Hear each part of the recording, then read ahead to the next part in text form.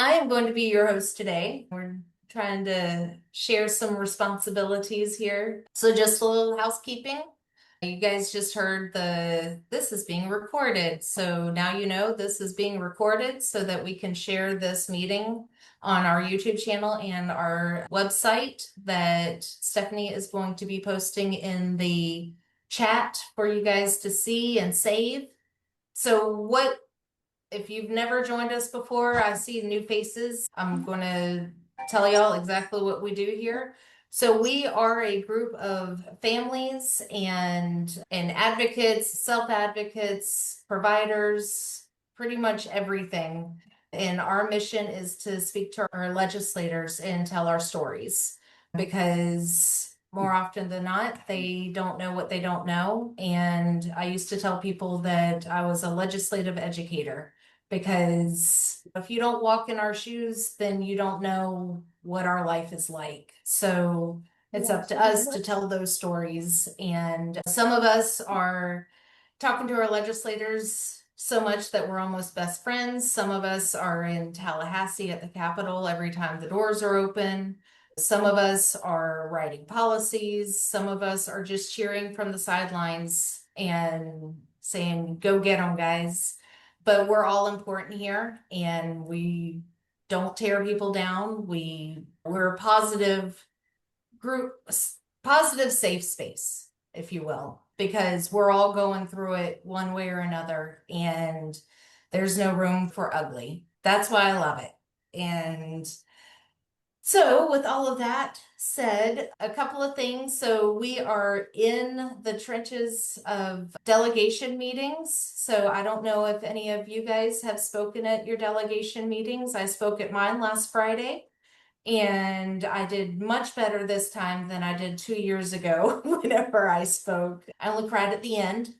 So the first time that I spoke at a delegation meeting was very shortly after this group had formed. And I didn't even know what a delegation meeting was. And so for those of you who may not know, it is where your legislators, so your state senators and your state representatives come together in a meeting and you sign up to be a speaker. You may get a minute and a half, you may get 3 minutes, or if you cry, you might get 7. Pro tip.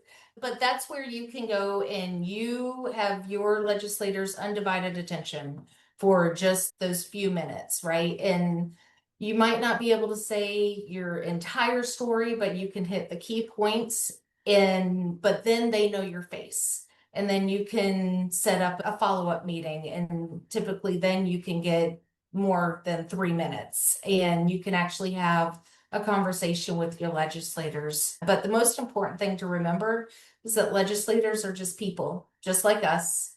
And they may be way busier than we are, but they're just people and you don't have to be scared of them. So it's just a conversation. And that's like the first time you made contact with representatives was at your delegation. That's how this all started? I had spoken to my House representative prior to that, but I had known him before he even ran for Gotcha. his House seat. So it was easier for me to talk to him because I knew him already before he was in that position. But it was the first time that I had spoken to my senator. And I told my story. I cried because that's what I do. And it was effective because they saw how passionate I was about what I was trying to do. At that time, my family was in crisis and I was trying to get my son onto the Medicaid waiver. And Senator Hudson at the time, he's since termed out, but he asked at the end, he goes, why did you get denied? Because we were denied and then I did all of this and then we got approved. That's the Reader's Digest version. But he asked why we were denied and I told him and he said, if you could please send me all of the paperwork you sent to APD and we'll see what we can do. And a month later, I got a call from APD saying that Jaden had been accepted onto the waiver. And it's been a roller coaster since then. But A year and a half later, since he moved into the group home, he is thriving, and it's the hardest, best decision I've ever made in my entire life. And now I know he's safe, he's happy, and I have the time to help other families. And so that's what I'm doing. So That's awesome. So I just wanted to touch on in the chat, if you have questions for any part of this conversation, whether it be Amanda or Alan, I'm going to field the chat today. But I put our website in the chat. I also have our Facebook page. A lot of us are in our Facebook group, which is right below it. But our Facebook page has stuff, shareable stuff. So you can get that out to your network of people. And then at the bottom there is find your county delegation meeting. These county delegation meetings, I think the last one they have posted so far is all the way to December. So if you haven't got a chance to find out when your delegation is, all the information is on that page there. And as the legislators schedule the county delegations, we're trying our very best to keep it updated on our website. So those are some helpful links on how to connect further. And I can't emphasize more. My first real connection with my legislators was at my delegation meeting, which got me that private one-to-one meeting, and our relationships started to form. And that legislator has now really taken on our families in her heart and in her actions. And that those delegation meetings are such a powerful opportunity for the state to see what is going on with these people with developmental disabilities. What do they need? What is this thing? So that's all with the announcements for me. I can tell you that I am ever so grateful for this group and Melissa Mazita and you, Stephanie, and everyone who started. I think I was one of the first 10 people to join a call. But yeah, I remember on the day of my delegation meeting, we had a call, and I got on the call and you were like, so how was your delegation meeting? How do you feel? And I was like, I feel like Superman. Because Yeah, I want to call you and bother you, so I'm sorry. No, that's okay. If you're not speaking, could you Oh, mute I got it. yourself? There we go. We got it. Yep. So anyway, it's very empowering to get up there, and if if you're worried about looking silly, because I know people think about that, just if you ever have a chance to watch mine, I'm like ugly crying. And no, and I'm talking about my first one. The second one, I did much better than the first one. Your first one, you were good too. It's okay to ugly cry. That makes you Yeah, human. yeah. Deal. But so anyway, that being said, don't be scared. Just do it.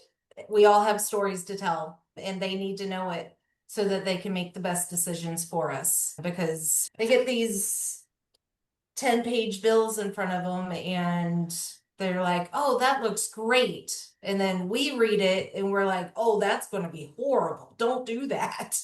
Because it looks different on paper than it does in our real lives. So that's where we become a very important part of the legislative process. So, anyway, all of that being said, enough about me. We have a very special guest on today, and I also want to say that he is the keynote speaker for Connecting the Dots next Friday. So if you are anywhere near Jacksonville, Florida, or if you can get there, I would highly encourage you to. It's a free event. Has registration already shut down, Anna? Anna, why don't you So, tell about connecting the dots? And then can you put like any contact information for people if they want to know more about it to get to it? yes, 100%. I will pop that in the chat. I actually just got off the phone with APD. APDs, they just called to talk about connecting the dots. They are reaching out to ACA and DCF again right now before end of day, trying to get them to come and actually do a private room. So we're going to be setting up half-hour sessions with both APD and hopefully ACA and DCF. So 3 different conference rooms going. with half-hour sessions. I'll have QR codes up to make those appointments. But basically, you'll be able to go in one-on-one and talk about sensitive information. And then I'm also going to have them set up at tables. But we had a lot of success with that last year with APD and quite a few families who were unable to make any progress until they sat down with somebody. And then all of a sudden, boom, off the wait list, getting services. It's amazing. So I think it's a reminder that oftentimes when you're hearing the same things over and over again, the stories start to become the same, right? And we lose that empathetic focus because you're just hearing the same thing all the time. And those of us who live this don't, I think, ever get that kind of burnout because we understand at a very innate level what it's like to live that. And we can always empathize with a family. But for those who are just all day long and they don't always get to see the positive outcome, right? They're just dealing with one certain portion of an application and it can be tedious and there's a lot of red tape there. So when they finally get through and they pass it off, they get the same story again and again. When you get an opportunity to sit down with families in person and you're reminded of what we're doing and why, and you get to see the reaction to a positive outcome, or it could be something as simple as my name was spelled wrong. And so Social Security keeps denying my claim because they can't find me in their system because my name was one letter off. And maybe I have issues with vision and I didn't notice that. The reaction that you can get from somebody, and you guys have lived it, where all of a sudden it all changes and things are fixed and they're moving forward again. That is so powerful. So what Connecting the Dots is and what it's about, it is primarily a focus of Family Care Council Area 4. It is our brainchild. It goes back long before my time. So this is the 9th year. I've been the chair of the committee planning Connecting the Dots for the last 3 years. It is a collaboration. So I say it's put on by Area 4, and it is. But at the same time, we are able to partner with these amazing organizations in our area. We have a very tight-knit, close community. We're very lucky that way. And I think a big part of that is that both the Arc of Jacksonville and the Arc of the St. John's have really taken an active role in Family Care Council and see it as a powerful way to increase our community impact and outreach. And because of that, they provide administrative support, including handling accounts for us. It really is quite incredible. And then in the city of Jacksonville, they have disabled services, which if you don't live in a big city, you may never see something like this, but they actually have an entire government department that's set aside to serve the disabled community, and they provide grants that are specifically for this population. I can tell you right now, they don't have that in St. Johns County. It's a really powerful thing. Now, Area 4 covers quite a bit of rural area. People don't realize that Baker County and Nassau County and some parts of Clay County are still very rural. And then our region in general has a lot of rural space. I mean, Putnam out into some of the areas of Flagler and Volusia. So you have a few bigger cities. St. Johns County is a little bit bigger, but it's a pea in comparison to Jacksonville. Jacksonville's huge. And then, of course, all the other surrounding counties are growing. So we typically end up doing this in Jacksonville because we have this beautiful space called the Schultz Center, and they provide it to us at a very discounted rate because it is owned by the Duval County School District. So I'm able to put on a conference, pennies on the dollar. And we get a lot of buy-in from the community. People like Alan are willing to come out and grace us with their amazing knowledge and experience, which is so powerful.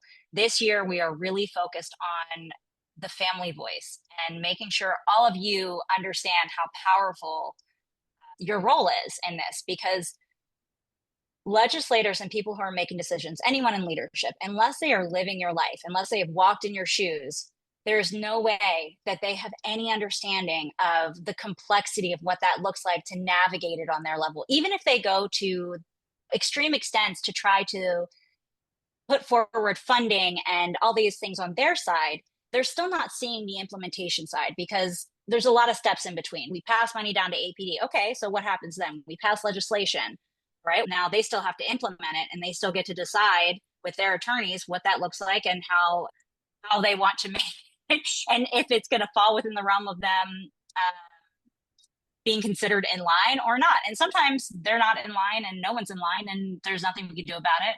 Sometimes we are reliant on federal government to approve things. There's all kinds of caveats there. And unless a legislator understands what we're experiencing on our end, they figure, okay, I did this, my job's done. Yeah, I'm a champion. Good job, guys. Enjoy. And they don't know any different. So it's a complex system. All of us know that. We live it, we experience it. There's so many different caveats. And each time something else comes up, guess what? There's another something over here, something off to the left that I didn't see coming. Another rule.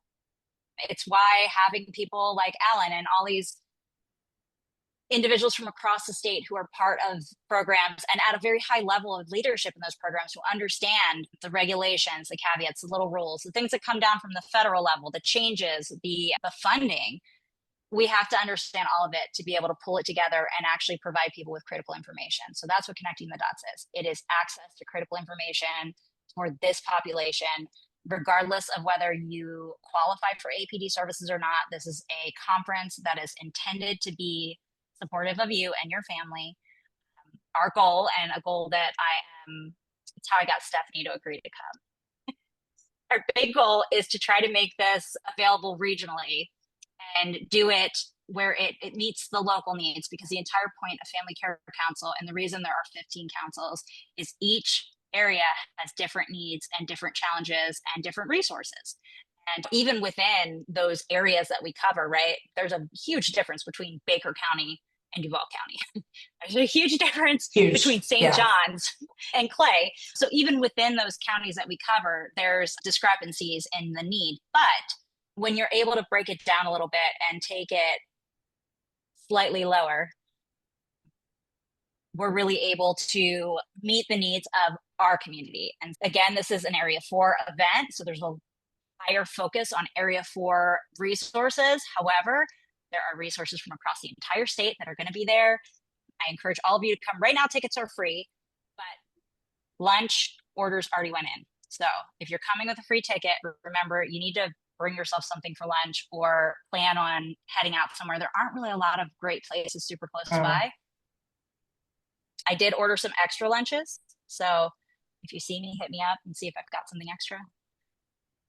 I'm going to pop some information in. Let me see. Stephanie, what else am I missing? Oh, Stephanie's going to be there to help families actually do their videos, their impact videos or impact statements right there at the conference. It's an opportunity. You're empowered by all these amazing families there. You can feel like you have an opportunity to learn from the master herself. Okay.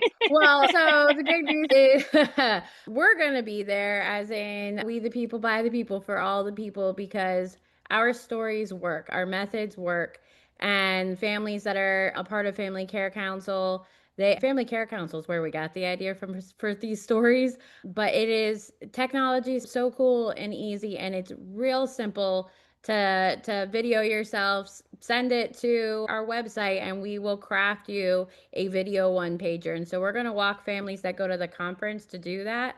I know we have Mr. Alan Abramowitz slotted to come on to talk to us. He will be the keynote speaker at Dots. Yep. Make sure you're there by 9:20 to hear Alan speak. Okay. No later than 9:20. You'll miss it. If you could just put the Connecting the Dots info in the chat so families can see it right now. Amanda, you got Alan here, so go ahead. Okay.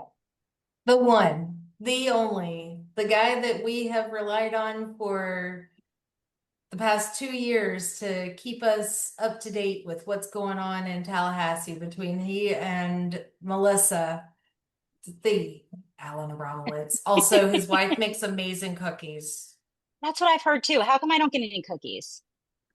We will work on that. And I can tell you that I didn't marry her because of the cookies, but it didn't hurt. Okay. Are you ready? We're ready. First of all, thanks for inviting me, Amanda, Stephanie. And I would say that this Connect the Dots is going to be real exciting. I don't know if you checked your email in the last 30 minutes, Anna. Have you checked your email in the last 30 minutes? The agency head is coming to the event. He wasn't going to come, and Anna made a compelling argument for it. And I just saw the email where he changed his plans. So He's basically going to come to the event. So we're going to have the agency head. And I've met him a couple times now. I'm going to coffee with him on Monday. I'm really hopeful. This guy, being military, very mission oriented, I think we really got lucky. I think this guy's going to really make a difference. And I think it's going to be someone we're going to be able to rally around. I would also say that for those that don't go on, haven't been on the website for We the People, By the People, For All the People, if you go on there, Amanda's clip is on there where she tells her story. It's very emotional.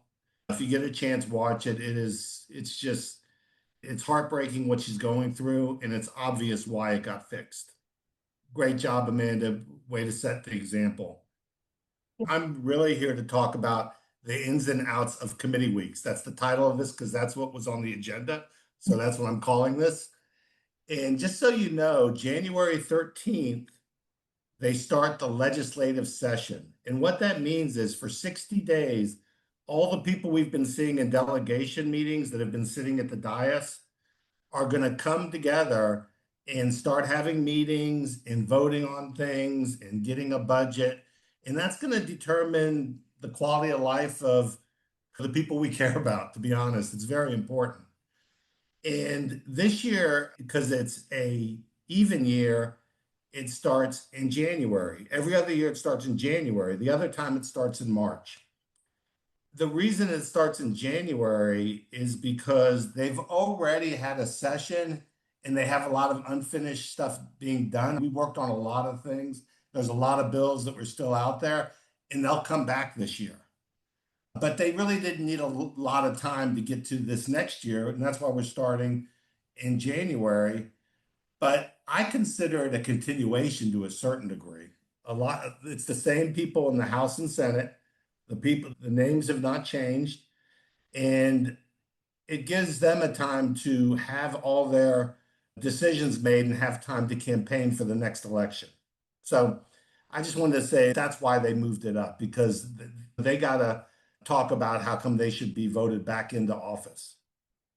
So starting in September 8th to September 26th, the House already started having these interim committee meetings. An interim committee meeting is a meeting where the legislature comes into town in Tallahassee and meets, and it's not during the actual legislative session, the 60 days.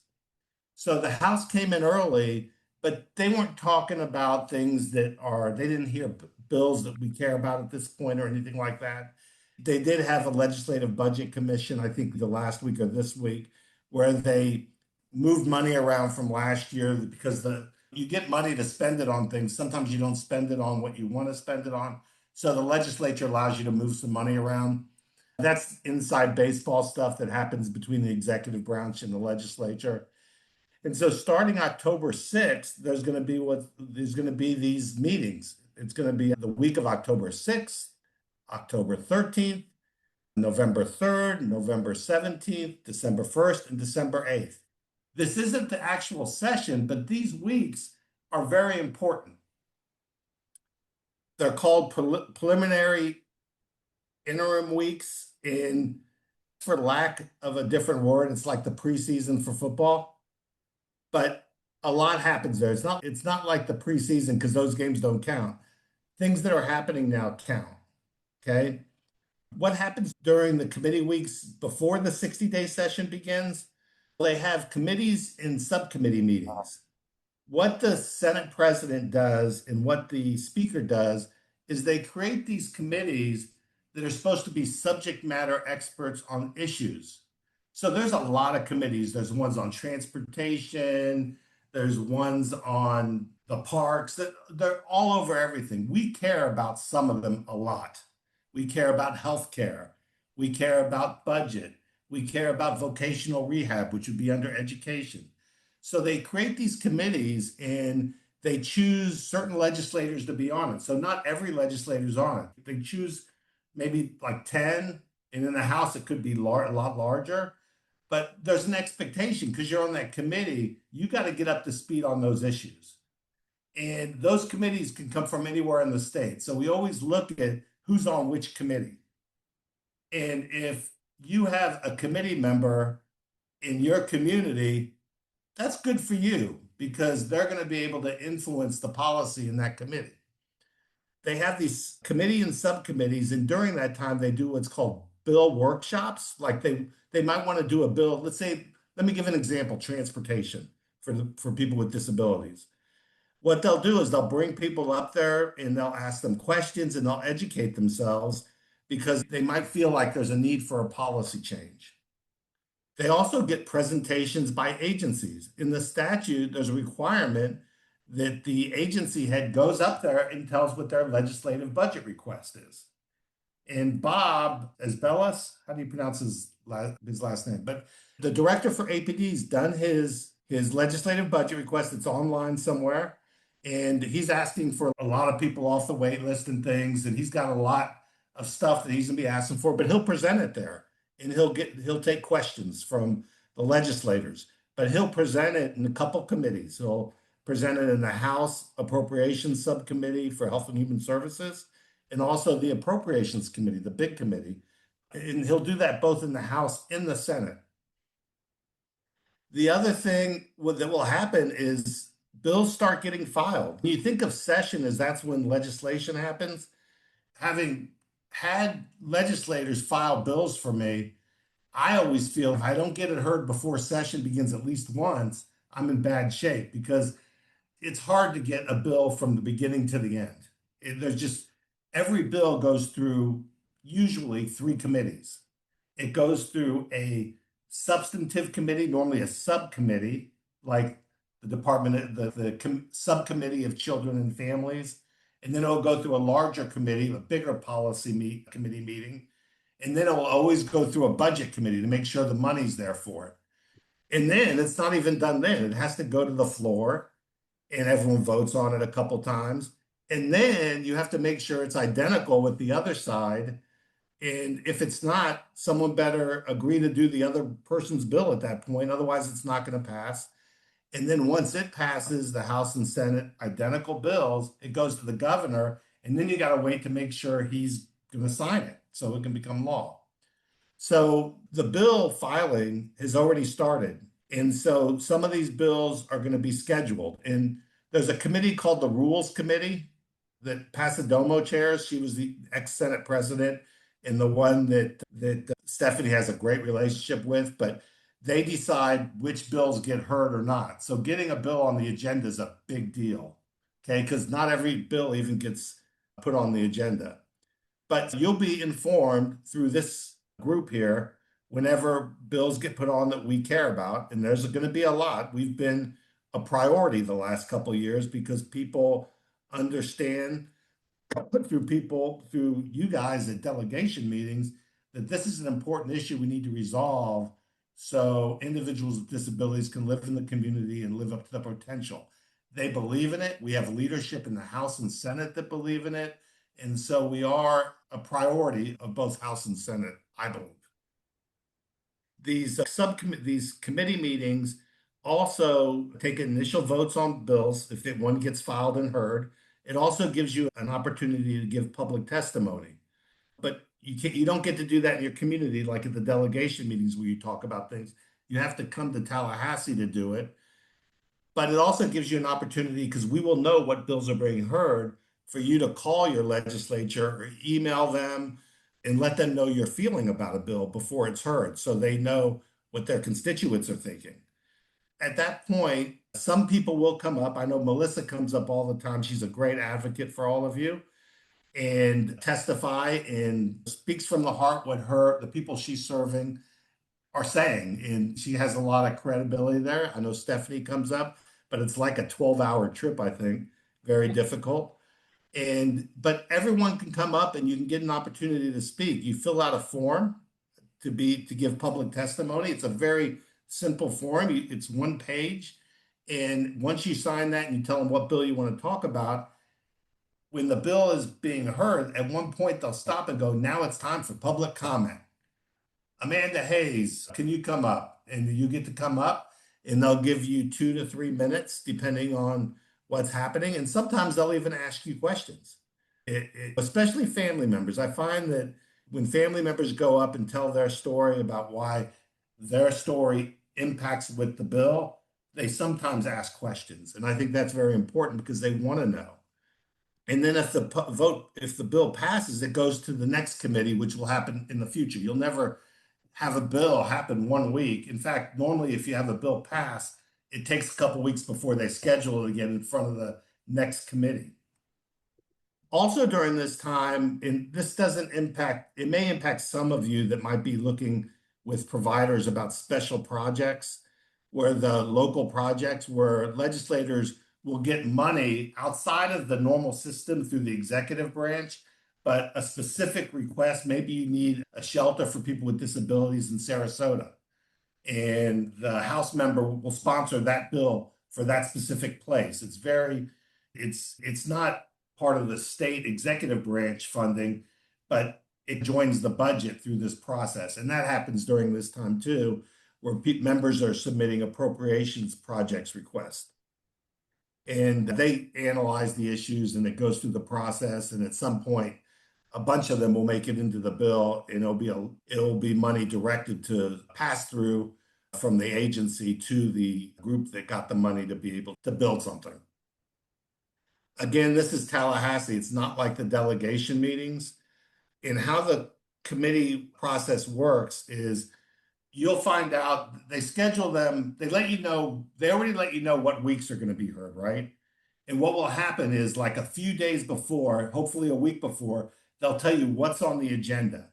So we will know. There's people on this call right here that are looking at these agendas and finding out what impacts us. And then they'll let everyone know here what's going on, what bill's coming up, and get people excited about it. We start doing writing. Someone might want to write a letter to the editor, things like that.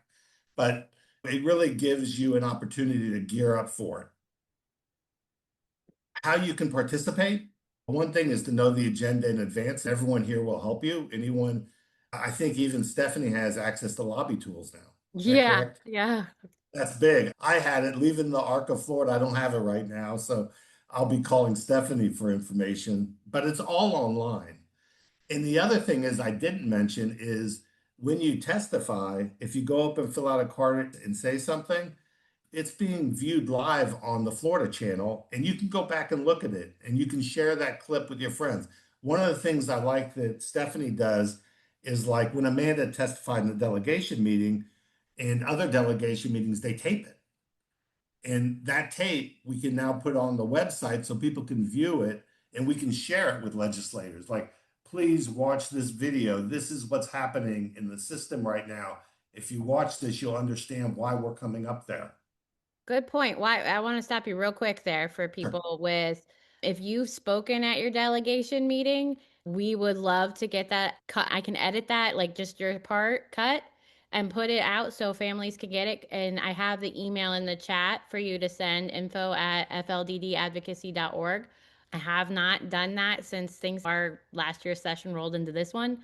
So if you've spoken at your delegation, just let me know which one, and if you can, about what time. But either way, just which one you spoke at so that we can get that out. Thanks. And that's really important because, like, when I was the director of ARC, I would get those clips from Stephanie and I'd send them to friends I had in the legislature. Go, you got to watch this video. This is what's happening. This is what we need to fix. And they watch it. I think that has a lot to do why we've had a lot of success these last couple of years, even though there's things we want more, but we're building. Like even last year, the no free kill bill passed. It just didn't make it to the finish line. And hopefully we'll get that done this year because it's an important issue. We have a lot of support. We passed it in the House and Senate.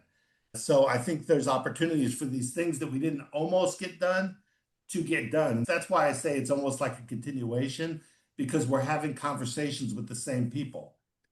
What I would say also is, after the committee meeting of an issue that we care about, it will be summarizing it, whatever happened. So you know what's going on. You don't have to be the one to necessarily, you might be working or doing something else, but we'll be keeping you up to date all the time. But then there's afterwards the follow-up. If your legislators supported it, you might want to send them an email saying, thank you, this makes a big difference in my life. And by the way, I hope when you come back, I can work on your campaign next year. That type of thing. That helps too.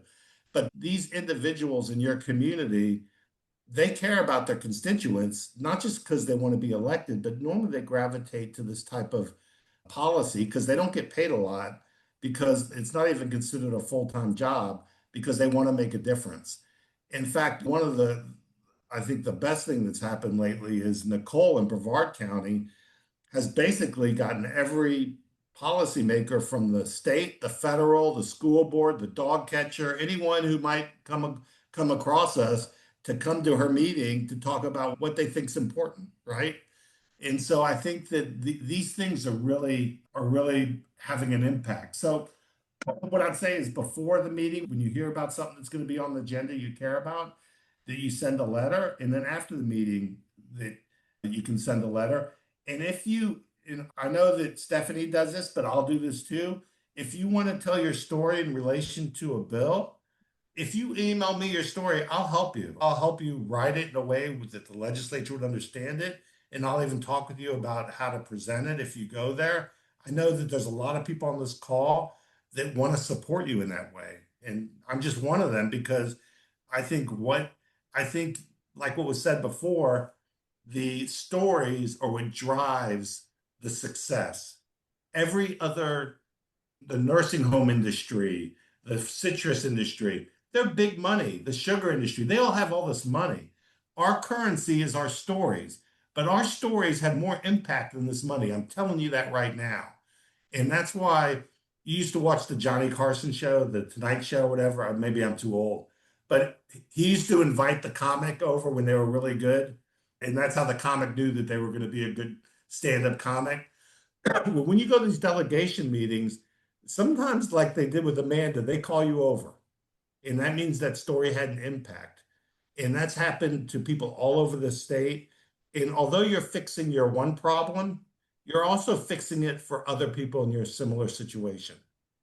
So what I'll say is, the key to effective advocacy for purposes of the committee meetings is be concise. You usually get 2 minutes.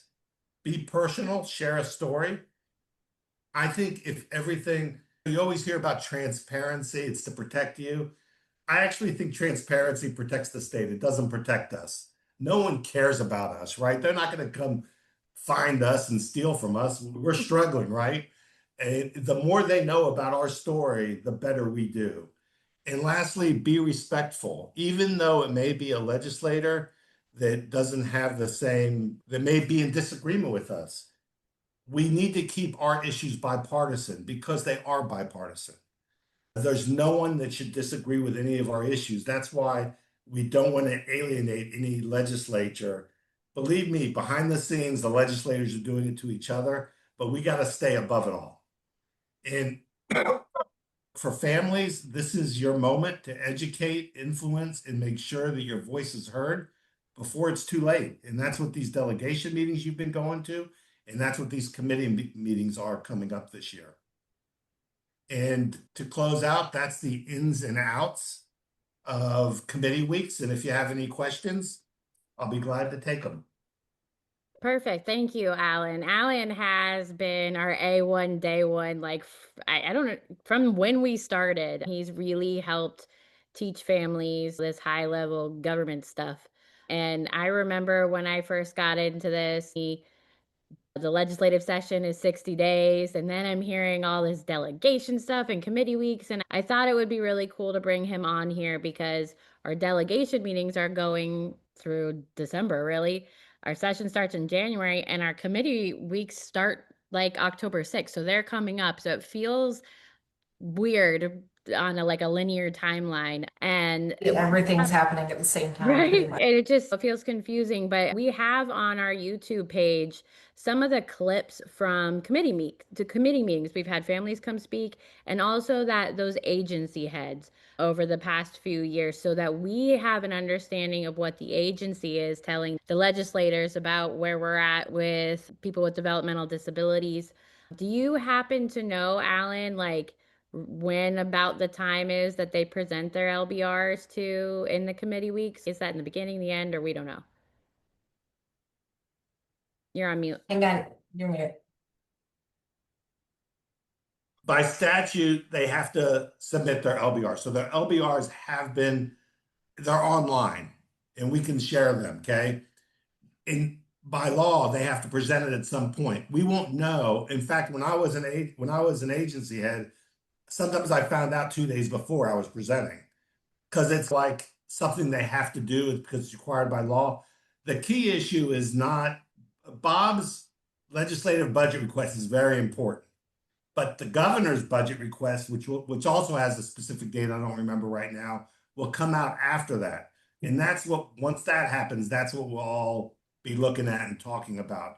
But they'll also present that. We will know ahead of time when it's going to be presented because the agenda will come out a week before and you'll start seeing it. So at that's as good as I know right now. I could go through I could look at the laws to see what day they have to Well, present the that's bill. okay. I just wanted like families to understand that information does come hard, quick, and fast, and with little warning. But as soon as we know that, because I did break down and get lobby tools, we'll get that information out to families. Those are really important meetings.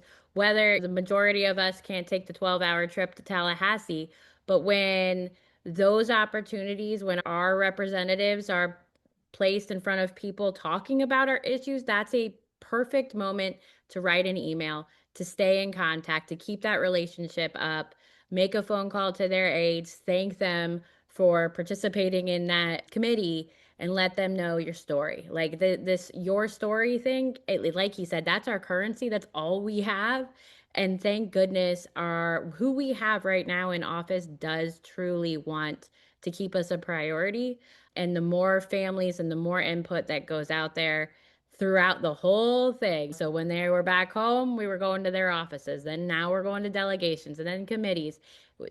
They do have the entire state of Florida to look out for with all the laws. And we want to keep reminding them that this population desperately needs their love, attention, and action. So we did have a couple questions. I've got Daniel asked, speaking of home and community-based services, Alan, do you believe that they will cut funds for these services? I don't. It's interesting because I think we have a state delegation in the House and Senate that's very supportive. And I know that a lot of us are watching what's happening at the federal level. I think we're gonna be okay. I'm hoping we're carved out of everyone on assistance in some way, be it SNAP or other things.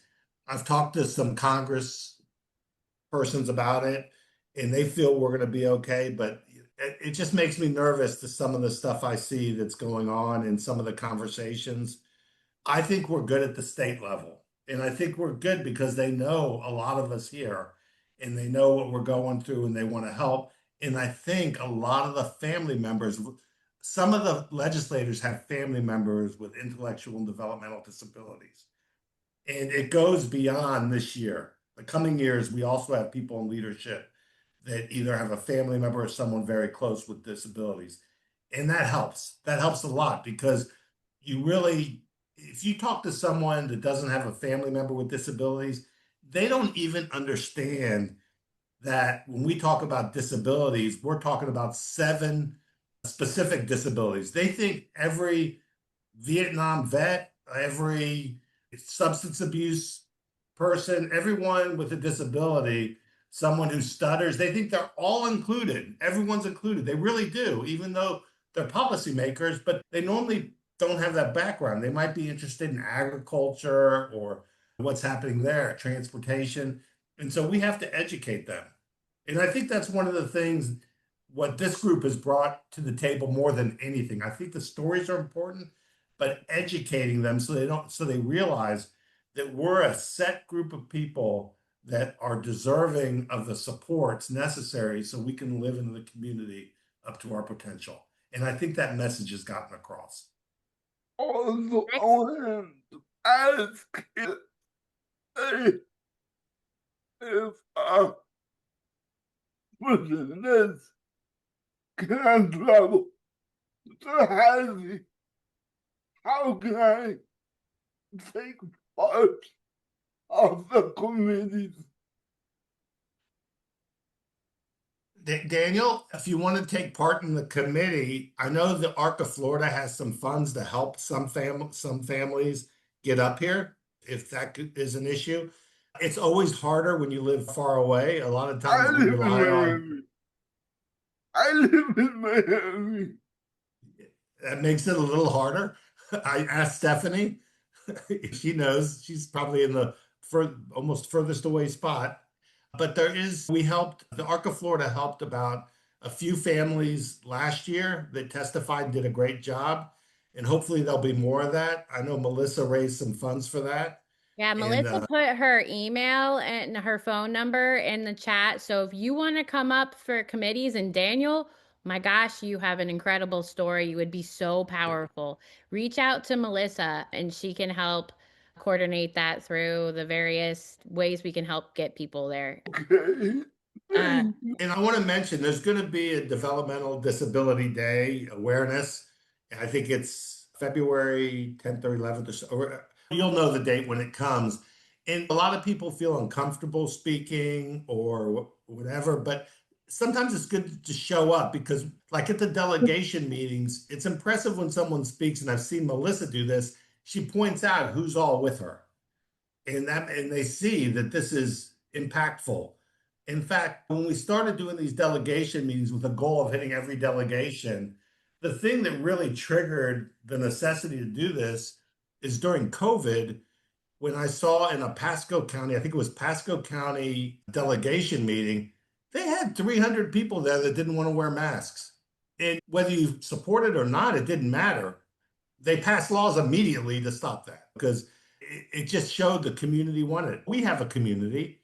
In our community, if we show up, it will make a difference. Amanda asked, I'm trying to scroll back up because I'm glad you guys are chatty. Amanda asked, what are the main committees that we should be keeping tabs with? One thing I want to say is the new CEO for the ARC of Florida, Summer Pfeiffer, she worked in the same committees that we worked in because it's the vulnerable populations, and she worked in foster care for years. And she also has worked with disabilities also. So the key committees are probably the most important committee is the Health and Human Service Appropriations Subcommittee. Now, the Appropriation Committee on paper looks more important, but the decision on what's going to happen is going to happen in that subcommittee. Now, the Appropriations Chair may keep some money to the side and throw money in for persons with disabilities later, but that committee is the one we're always looking at, we're always at, and we're making sure that we're heard. The other committees there's education committees for those interested in the charter schools and vocational rehab. And those committees, there's a transportation committee if they take on transportation this year. There's a list of so many different committees. You name it, there's a committee on it. State Parks has a committee. The thing is, we are all over the state, right? We're in every aspect of whether it's housing or transportation or healthcare or education. People with developmental disabilities are there. So there's an opportunity for every one of these committees, depending on what bills come forward, to discuss our people. I would agree with Alan that Health and Human Services Appropriations Committee, that would be the one for us to really hone in on. And coming soon, that information will be on our website so that you can see who those legislators are. I would say the non-budget committees, you have the Health Policy Committee in the Senate and the House. You also have Children, Family, and Elder Affairs Committee in the Senate, which any policy issue involving people with disabilities will start off in that committee. Unless for some reason there's another issue that's more important for that frontline issue. On the House, there's a lot more committees because there's a lot more members and they have more subcommittees also. There's stuff on the committees that are geared for quality, the Quality Provider Committee. I don't remember the exact name, but if we send the list out later, you can see, and it's pretty obvious which ones we're going to care about. Yeah, and also I just asked that as a general question for anyone that might be interested. But I know that once the bills actually start getting through their first committees. It's depending on what the content of the bill is, depends on what committee it gets assigned to, right? Yeah, it all depends. That's all that matters. In fact, the committee, remember the bill last year, we wanted to get autism defined a certain way so people could get ABA therapy and you didn't have to have autism diagnosed before age 8. It's like, is that crazy? Is that the craziest thing you've ever heard? So it made sense. And it passed the Senate like that. It went through every committee. The House, it didn't move or anything because it looked to them like it was an expansion of Medicaid, which it is not. It just makes sure you get the right services and it actually saves money so you don't get Baker acted. And so we realized at the end of that, we got to make a better effort on the House side to explain this isn't an expansion. It's making sure that that people get the right services they need. Otherwise, they're going to cost the state more money. And also, by the way, why would you punish someone with a disability because their parent didn't get them diagnosed timely? That makes no sense at all. There's things like that happen. Awesome. That's all the questions that I have in the chat. But if I skipped over anything, now's the time to come off mute. We have the A1 Day 1 Alan here for just a few more minutes. And meanwhile, while you're thinking on your question, oh, wait, we got one. Oh, where are people staying for connecting the dots? Hotel recommendations, Anna. I know So I just Anna popped in. I just Yeah, popped she in the just link. posted. It only lets me put like 1,000 characters per, so sorry. Otherwise, I'd have more information. But if you go to the Connecting the Dots Eventbrite page, this information, I believe, is also there. It might not be. I thought I put it there. I could be dreaming. Who knows? No, it's But there. the link. Is it Okay, there? so Because I didn't see the hotel recommendations. I just added it because I Oh, realized it okay. wasn't there. Unless this was a fever dream, I swear I did it like 3 nights No, ago. I I was thought at I work had till like 8 registered and p.m. realized I hadn't. We've been having a medical crisis and Oh no. I just registered a couple days ago. Okay. And I didn't like my As long as you're hotel. in there. I've got it's the Hilton the DoubleTree by Hilton. It is, I believe, 3.9 miles away.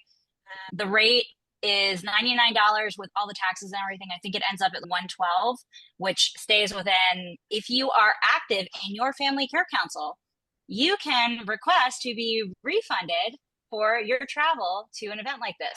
Very important, guys. A reason to get involved in family care council, there's funding attached. And you can use that funding to attend all kinds of things across the state. Some of the meetings that Alan's talking about, going to Tallahassee, all of these things can be utilized through your family care council. So you just have to actually show up and keep it alive. But yeah, use that link. That'll take you directly to the page. Today is the last day. Book those rooms. I saw a comment in the thing about my legislature doesn't take it seriously or something like that. What I would say, if you have that situation, you don't feel like you're being heard, reach out to me and reach out to Stephanie on the creating a one pager. But I'll help you write a letter to the editor so you get it in the paper because when it's in the paper, they care about it. I'm And so glad you brought that up. One more time, letter to the editor, like a little bit more on that, because that's huge. Yeah. Let me tell you, I've written a lot of them and I've helped families write them. It's not that difficult if you share the facts with me and we'll work together to make sure it's what you want to say. It's going to be yours. We include a picture with it. And it depends what paper, how many letters, how many words you can use. But it really is an opportunity to tell your story in a way that you want it to be told. And the best part about getting something in the paper, I don't care if it's the Wachula Post, because once it's there, we can share on social media. We can at least send the link to every legislator. I don't care what paper it is. If you get it online, it's a victory and we share. And there's a lot of papers out there and a lot of them are looking for content. Sometimes some don't respond, but then you just go to another paper in your area. Thank you. And thank you so much for coming to talk about committees. We're going to go ahead and sign off for this meeting. We come back on October 17th. I posted just a picture of all our meeting dates. So pre-section, we try to check in as we're going to get more as we go along, more frequent. And then once session starts January 13th through March 13th, We're here every Friday. So we'll give more on that. If you have questions for Alan, he will be at Connecting the Dots next weekend as our keynote speaker. Send them to him, send them to us. We can't wait to see you guys again on the 17th. And Melissa also put his email in the chat. But thank you all for being here. Bye, guys. Happy Friday. Happy Friday, everybody. Thank you. I hope to see you guys on Friday next week. Aziz says happy Friday. Happy Friday. Friday. Bye, guys. Bye, y'all.